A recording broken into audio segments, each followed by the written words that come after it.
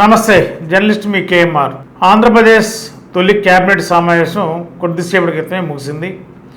దీంట్లో చాలా కీలక నిర్ణయాలు తీసుకున్నారు. ఏకాభిప్రాయంతో ఏకగ్రీవంగా ఆమోదించారు కూడా. మరి ఆంధ్రప్రదేశ్ ప్రజల్ని, భూ యజమానుల్ని భయపెట్టిన ల్యాండ్ టైటిలింగ్ యాక్ట్ తక్షణమే రద్దు చేస్తూ ముఖ్యమంత్రి గారు పదవి బాధ్యతలు చేపట్టిన రోజు సంతకం పెట్టారు. ఈరోజు క్యాబినెట్లో ఆమోదం తెలిపారు. ఈ ల్యాండ్ టైటిలింగ్ యాక్ట్ వల్ల సామాన్యుడు, చిన్నకారు రైతులు, అదేవిధంగా భూ యజమానులు అరెకరం ఉన్నా, ఎకరం ఉన్నా, 10 సెంట్లు ఉన్నా వీళ్ళంతా కూడా చాలా భయపడ్డారు. కేంద్ర ప్రభుత్వం నీతి ఆయోగ్ ద్వారా మరి ల్యాండ్ టైటిలింగ్ యాక్ట్ని ప్రవేశపెట్టింది.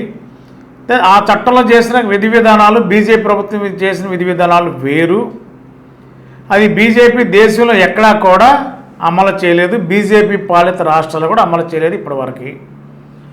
ఒక్క ఆంధ్రప్రదేశ్లోనే ఆగమేఘాల మీద ల్యాండ్ టైటిలింగ్ యాక్ట్ని, చట్టాన్ని మార్పు చేసి కేంద్రం ఏమైతే ఇచ్చిందో దాన్ని మార్పు చేసి వైఎస్ఆర్సీపీ ప్రభుత్వం గతంలో ఈ ల్యాండ్ టైటిలింగ్ యాక్ట్లో ఉన్న సమూల మార్పులు చేసి వారికి ఆ యొక్క ఏమైతే పట్టాదారు పాస్ పుస్తకం ఉంటుందో దానిపైన కూడా జగన్మోహన్ రెడ్డి గారి ఫోటో, అదేవిధంగా వారికి సంబంధించిన ఏమైతే కాగితాలు ఉన్నాయో వాటన్నిటి మీదుగా ఫోటోలు ఉండటం వల్ల భూ యజమానులు భయపడే పరిస్థితి, వారి భూమి వారికి దక్కుతుందా లేదా. ఈ ల్యాండ్ టైటిలింగ్ యాక్ట్ ద్వారా ఆంధ్రప్రదేశ్లో గత ప్రభుత్వం వ్యాపారం చేయాలని చిన్నకారు రైతులను కూడా వారి ఆస్తుల్ని లేకపోతే వారి భూములు కూడా లాక్కోవాలని ప్రయత్నం చేసినది ఇప్పుడు క్యాబినెట్లో కీలకంగా నిర్ణయం తీసుకుని ఈ చట్టాన్ని రద్దు చేసినట్టు మా రాష్ట్ర ముఖ్యమంత్రి గారు నిర్ణయం మేరకు సమాచార శాఖ మంత్రి పార్థసారథి గారు కొద్దిసేపటి క్రితం మీడియాకి క్యాబినెట్ పాయింట్స్ని బ్రీఫింగ్స్ రిలీజ్ చేశారు. మరి ఆ చట్టాన్ని ఇమీడియట్గా రద్దు చేసి మౌలికంగా మార్పులు చేసి ప్రస్తుతానికైతే అమలులోకి ల్యాండ్ టైటిలింగ్ యాక్ట్ అమలు రాదన్నది మరి ప్రభుత్వం చెబుతుంది. అదేవిధంగా పెన్షన్స్, 4,000 రూపాయల పెన్షన్స్, ఈ పెన్షన్స్ని మరి గత ప్రభుత్వం 3,000 రూపాయలు ఇచ్చింది. దాదాపుగా 23,000 కోట్ల రూపాయలు గత ప్రభుత్వం ఖర్చు చేసింది. మరి గత ఎన్నికలలో తెలుగుదేశం కూటమి ఇచ్చిన హామీ మేరకు 4,000 రూపాయల పెన్షన్ ఇవ్వాలని చెప్పి ప్రభుత్వం నిర్ణయం తీసుకుంది. ఈ ప్రభుత్వం నిర్ణయం ప్రకారం దాదాపుగా 65 లక్షల మంది, 65,300,000 మందికి ఈ యొక్క సామాజిక పెన్షన్స్ జూలై 1 నుండి ఇవ్వాలని క్యాబినెట్ నిర్ణయం తీసుకుంది. మరి 65,300,000 మందికి వివిధ కేటగిరీలు అంటే 28 కేటగిరీలలో దివ్యాంగులు కానీ, ఒంటరి మహిళలు కానీ, అదేవిధంగా వృద్ధులు కానీ, అదేవిధంగా కిడ్నీ, తలసేమియా వ్యాధులతో, దీర్ఘకాలిక వ్యాధులతో బాధపడుతున్న వీళ్ళందరూ కూడా 28 కేటగిరీలుగా నిర్ధారించారు. వారికి 65,300,000 మందికి ఇవ్వడానికి ప్రతి నెల 819 కోట్ల రూపాయలు ఆంధ్రప్రదేశ్ ప్రభుత్వం పైన అదనపు భారం పడుతుందనేది క్యాబినెట్ నిర్ణయించింది. మరి 25 లక్షల మందికి ఇప్పటికి చాలామంది తగ్గిస్తారని చెప్పి ఆందోళన ఉన్నారు. కానీ ప్రభుత్వం ఏకాభిప్రాయంతో ఇప్పుడున్న 65 లక్షల మందికి యాజిటీస్గా ఎవరికి తగ్గించకుండా పెన్షన్ ఇవ్వాలని జూలై 1వ తేదీ నుండి, అంటే మే, జూన్, అంటే ఏప్రిల్, మే, మరి ఆ నెల ఒక 1,000 రూపాయలు, ఈ నెల 1,000 రూపాయలు కలిపితే మొత్తం 7,000 రూపాయలు పెన్షన్స్ని జూలై 1వ తేదీన ఇవ్వాలనేది ప్రభుత్వం, అంటే టీడీపీ కూటమి ఏమైతే హామీ ఇచ్చిందో ఆ హామీని జూలై 1వ తేదీ నుంచి అమలు చేయబోతున్నాం. 7,000 రూపాయల పెన్షన్ ఆ రోజు ఇచ్చేస్తాం.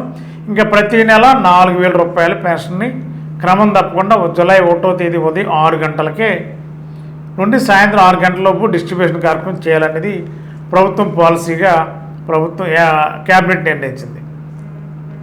ఎలా ఇస్తారు, పెన్షన్స్ ఎలా ఇవ్వాలనేది చర్చ ఇప్పుడు ఆంధ్రప్రదేశ్లో చర్చ నడుస్తుంది. గత ప్రభుత్వంలో అమల్లో ఉన్న వాలంటీర్ వ్యవస్థ అంతా కూడా కొంతమంది రిజైన్ చేశారు, కొంతమంది విధుల్లో ఉన్నారు. ప్రస్తుతానికి విధుల్లో ఉన్న, విధులు లేని వాలంటీర్లు కూడా ప్రభుత్వం ఏ బాధ్యతను ప్రస్తుతానికి అప్పచెప్పే అవకాశం ఇప్పుడు కనిపించట్లా. వాలంటీర్ల పాత్ర కూడా ఏమీ ఉన్నట్లేవి ప్రస్తుతం. మరి భవిష్యత్తులో వాలంటీర్స్ని కొత్తగా నియమించుకునే ఆలోచన చేస్తారా? మరి జీతం 10,000 అన్నారు కాబట్టి దాని నియామకం సంబంధించి మళ్ళా రెండో క్యాబినెట్లోనే ఆలోచన చేసే అవకాశం ఉంది తప్ప ఈ క్యాబినెట్లో అయితే వాలంటీర్ వ్యవస్థ గురించి ఎక్కడ కూడా కనీసం చర్చ కూడా జరిగిన దాఖలాలు కనిపించాల. జూలై 1వ తేదీన ఈ పెన్షన్స్ అన్నింటి కూడా ఎవరైతే సచివాలయ సిబ్బంది ఉన్నారో, ఎవరైతే ఉద్యోగస్తులుగా అక్కడ పనిచేస్తున్నారో వాళ్ళే వెళ్ళి, అంటే సచివాలయ సిబ్బంది ప్రతి ఇంటికి డోర్ డెలివరీ, ప్రతి ఇంటికి వెళ్ళి ఉదయం 6 గంటల నుంచి సాయంత్రం 6 గంటలలోపు పెన్షన్స్ ఇచ్చే ప్రక్రియ చేయాలనేదే క్యాబినెట్ నిర్ణయంగా భావించినట్టుగా మంత్రి పార్థసారథి చెప్తున్నారు. కాబట్టి సచివాలయ సిబ్బంది మరి ఎంతమంది ఉన్నారు, ఏ ఒక్క సెక్షన్స్కి ఎంతమంది ఉన్నారు, మరి వీళ్ళందరికీ ఒక్క 1 డేలోనే ఉదయం సాయంత్రం దాకా సాధ్యపడుతుందా? మరి వాలంటీర్కి అయితే ఒక్కొక్క వాలంటీర్కి 50 ఇళ్ళు, 60 ఇళ్ళు, 80 ఇళ్ళు ఉండేవి. మరి సచివాలయ సిబ్బంది ఉన్న దాంట్లోనే తక్కువగా ఉన్నారు. మరి వీళ్ళందరూ కూడా వెళ్ళి డోర్ టు డోర్ వెళ్ళి ఇచ్చే ప్రక్రియ సచివాలయ సిబ్బందికి ప్రస్తుతానికి అప్పచెప్పారు జూలై 1 నుండి. మరి రానున్న రోజుల్లో మరి నెక్స్ట్ క్యాబినెట్కి సచివాలయ సిబ్బంది ఇదే విధంగా ప్రతి నెల 1వ తేదీన పెన్షన్స్ పంపిణీ చేస్తారా, లేదంటే వాలంటరీ వ్యవస్థని ఒక 4-5 నెలల్లో మళ్ళీ అమల్లో తీసుకొచ్చి దాని విధి విధానాలు ఏమైనా అమలు చేస్తారనేది క్లారిటీ రావాలి. ఇప్పటికైతే సచివాలయ సిబ్బంది మాత్రమే పెన్షన్స్ ఇచ్చే విధానాన్ని అమలు చేయబోతుందని చెప్పి ప్రభుత్వం ప్రకటించింది. ఏదేమైనా 2 కీలకమైన నిర్ణయాల్లో క్యాబినెట్ ఆమోదం, ల్యాండ్ టైటిలింగ్ యాక్ట్ ఒకటి, పెన్షన్స్ ఒకటి. అదేవిధంగా అన్నా క్యాంటీన్లు మరి యాక్చువల్గా గత 2014 నుండి 19 వరకు 203 అన్నా క్యాంటీన్లు ఆంధ్రప్రదేశ్లో పనిచేశాయి. మరి గత వైఎస్ఆర్సీ ప్రభుత్వం వచ్చిన తర్వాత వాటన్నిటిని కూడా రద్దు చేశారు. ఇప్పుడు యాస్టీజ్గా 183 అన్నా క్యాంటీన్ని ఆగస్టు నుండి ప్రారంభించాలి. ఒకే రోజు రాష్ట్ర వ్యాప్తంగా 183 అన్నా క్యాంటీన్లు ప్రారంభించడానికి కూడా ప్రభుత్వం నిర్ణయం తీసుకుంది. అదేవిధంగా క్యాబినెట్ కూడా ఆమోదం తెలిపింది. మిగిలిన 20 అన్నా క్యాంటీన్లు కూడా త్వరలోనే ప్రారంభించాలనేది ప్రభుత్వం పాలసీగా నిర్ణయం తీసుకున్నారు. మరి అంతేకాదు, ఎక్కడైతే అన్నా క్యాంటీన్లు గతంలో పెట్టారో ఇప్పటికే అన్నా క్యాంటీన్ల నిర్మాణం లేని చోట నిర్మాణం శరవేగంగా జరుగుతుంది.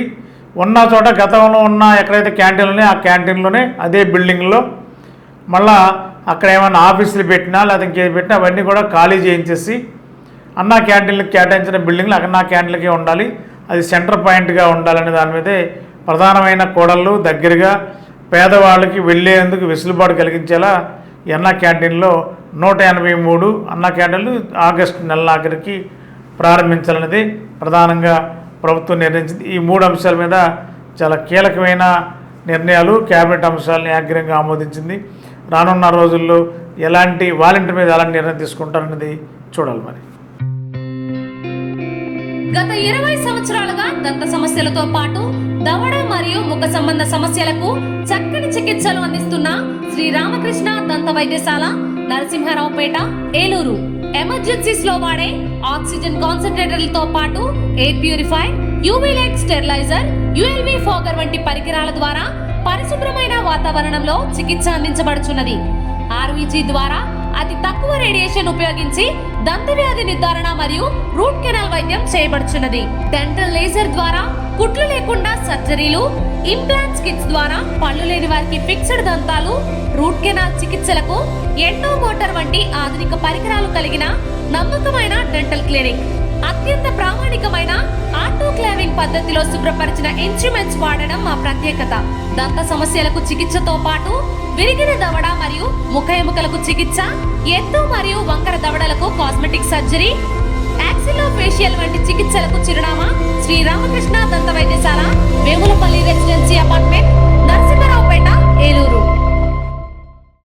మీ ఏలూరు చందన బ్రదర్స్ షాపింగ్ మాల్లో డిసెంబర్ 4వ తేదీ నుండి 23వ వార్షికోత్సవ క్రిస్మస్ మరియు సంక్రాంతి గ్రేట్ గిఫ్ట్స్ ఫెస్టివల్. ప్రతి 1499 రూపాయలు పైబడిన వస్త్రాల కొనుగోలుపై విలువైన ఉచిత బహుమతులు, వార్షికోత్సవ వరాల జల్లు, అద్భుతమైన స్పాట్ గిఫ్ట్లతో ఆనందాల వెల్లువ.